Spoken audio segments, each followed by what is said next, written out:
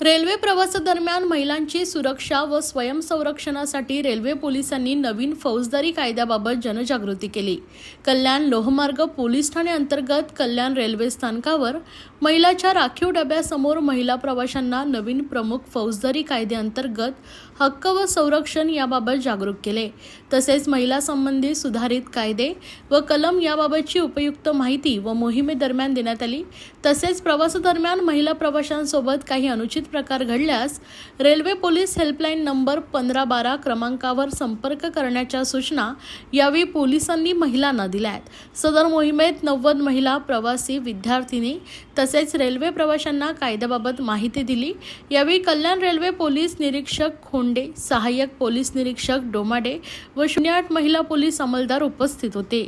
Thane Kalyan railway police ठाण्याचे वरिष्ठ police निरीक्षक पांढरी कांदे यांच्या मार्गदर्शनाखाली ही मोहीम पार पडली।